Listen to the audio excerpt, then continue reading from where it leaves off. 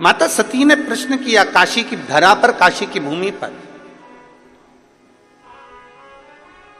और काशी की धरा पर भगवान प्रश्न कर रही है माता सती भगवान देवादिदेव महादेव से, भगवान शिव से, भगवान शंकर से, बाबा जी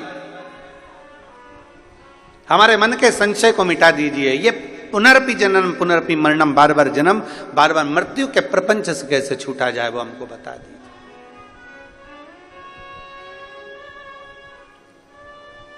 हम कैसे छूटे हैं?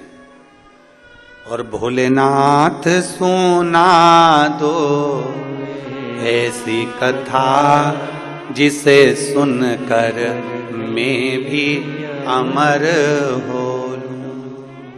है शंभु, है त्रिकालदर्शी, है कैलाशी, है विनाशी, जिसको श्रवण कर मेरे भीतर के संशय मिट जाए, जिसको श्रवण कर मेरे भीतर का संशय चले जाए, ऐसी कथा मेरे जीवन को श्रवण करा दीजिए। मुझे श्रवण करना है ऐसी कथा जो मेरे संशय को मिटा दे, मेरे संशय को समाप्त कर दे।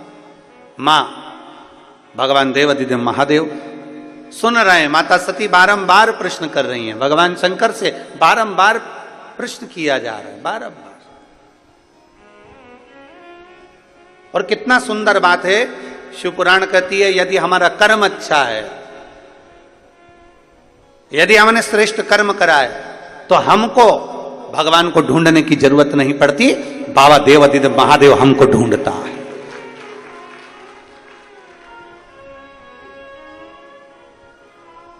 अगर हमारा कर्म अच्छा है, अगर हमारे कर्म श्रेष्ठ हैं, तो हमको बाबा को ढूंढने की जरूरत नहीं, बाबा हमें ढूंढेगा, बाबा हमको ढूंढने के लिए निकल।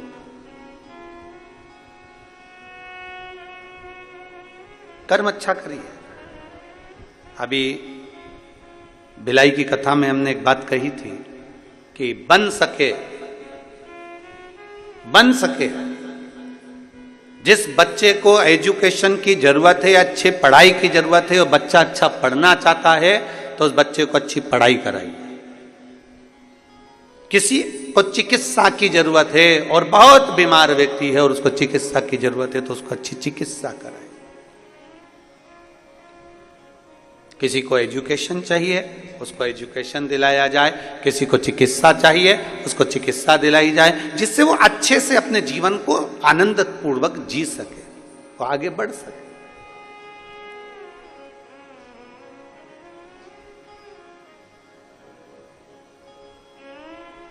किस किसने सुनी थी भिलाई की कथा? हाथ उठाओ जरा। सभी ने सुनी है? रख लो रख लो रख लो।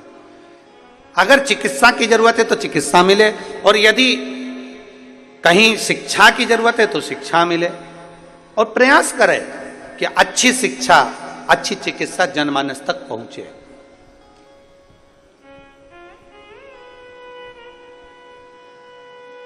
सती मैया कह रही है कि मेरे भीतर का संशय मिटा दीजिए। कर्म अच्छा है तो आपको परमात्मा को ढूंढने की जरूरत नहीं, परमात्मा आपको ढूंढे। और अगर कर्म बेकार है, समय की अवस्था धीरे धीरे धीरे धीरे आती जाती है और मालूम पड़ जाता है कि हमारा आने वाला समय कैसा है। बचपन में कुछ अच्छा करा है तो जवानी में प्राप्त होता है, और जवानी में कुछ अच्छा करा है तो अधेड़ी में प्राप्त होता है, और अधेड़ी में कुछ अच्छा करा है तो बुढ़ापे में प्राप्त होता है। और यदि हम पूर्व से ही केवल थोड़ा थोड़ा थोड़ा थोड़ा पाप कर्म हमारा इकट्ठा होता गया, तो बुढ़ापे में यह मत सोचना कि बहू 2 रोटी दे देगी, बुढ़ापे में यह मत सोचना कि परिवार के लोग जी हजूरी कर लेंगे। अगर बुढ़ापा आते आते अपने ही अपने को ताना दे रहे हैं, बुढ़ापा आते आते अपने ही अपने को गाली दे रहे हैं, बुढ़ापा आते आते अपने ही अपनों को अपशब्द कर रहे हैं, तो फिर यह मान कर चलना कि हमने पूर्व का कर्म थोड़ा श्रेष्ठ नहीं कर पाए, इसलिए आज हमको सुनना भी पड़ रहा है और सहना भी पड़ रहा है। अरे मत बुरे कर्म कर बंदे वरना पछताएगा, भगवान की आंखों से तू बच नहीं पाएगा, तू बच नहीं पाएगा। अरे ओ अज्ञानी मत कर नादानी, अरे ओ अज्ञानी मत कर नादानी। तेरे कर्म का फल भी तू ही पाएगा, जैसा किया तूने तेरे आगे आएगा।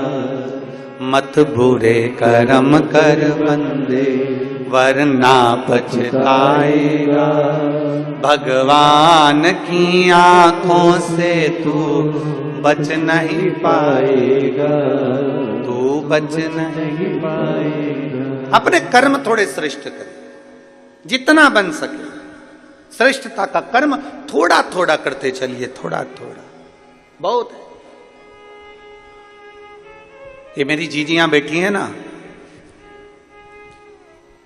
इनको ज्यादा पैसा नहीं मिलता है, ये तो थोड़ा बहुत मायके गई, पापा ने दे दिया, माँ ने दे दिया, बाबूजी ने दे दिया, महतारी ने दे दिया, थोड़ा थोड़ा इकट्ठा करती है।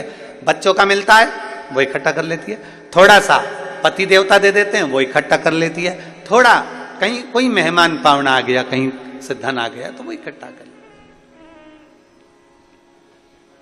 जो नौकरी करती है उनका नहीं कर रहे हम, जो सर्विस कर रहे हैं उनका हम नहीं कर रहे, हम तो जो घर की दीदियां हैं, घर की हमारी बहनें, हमारी जीजियां हैं, हम उनका करें थोड़ा थोड़ा थोड़ा थोड़ा 50, 100, 500, 200, 25, 50, 100, 500, 200 इकट्ठा कर लेती।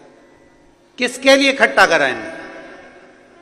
बोलो बोलो जरा जीजियों, बोलो जरा जम के। खुद के लिए? बोलो जम के। नहीं। किसके लिए इकट्ठा करा? ये पैसा इकट्ठा करा जब बच्चों को जरूरत पड़े तो मैं निकाल कर दे सकूं, और पति को जरूरत पड़े तो मैं निकाल कर दे सकूं, ये उस समय के लिए, खुद के लिए नहीं।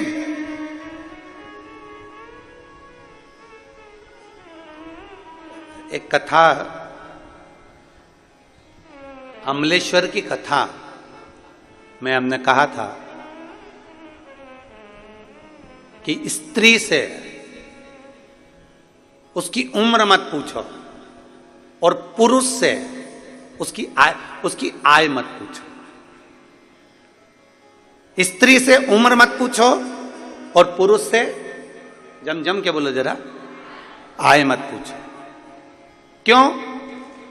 स्त्री से उम्र इसलिए नहीं पूछिए क्योंकि स्त्री अपने लिए नहीं जीती, एक नारी जब भी जीती है अपने परिवार के लिए जीती है, इसलिए नारी से उसकी उम्र नहीं पूछी जाती, उसकी उम्र नहीं पूछते कि तू कितने साल की है।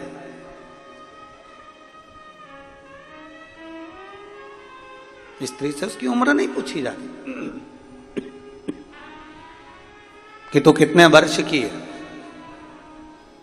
और पति से, ये जितने मेरे जीजा बैठे हैं यहाँ पे और जितने आस्था चैनल पर जीजा कथा सुन रहे हैं, इनसे इनकी आय नहीं पूछी जाती, तुम कितना कमाते हो, कितनी आवक हो रही है, कितने की फसल गई, कितना आया, नौकरी करते हो, सर्विस करते हो, कितना मिलता है, कितना कटता है और कितना मिलता है, इनसे नहीं पूछा जाता। स्त्री से उम्र मत पूछो और पति से उसकी आय मत पूछो, क्योंकि घर का पिता, घर का पुरुष जब भी कमाता है अपने लिए नहीं कमाता, वो अपने परिवार के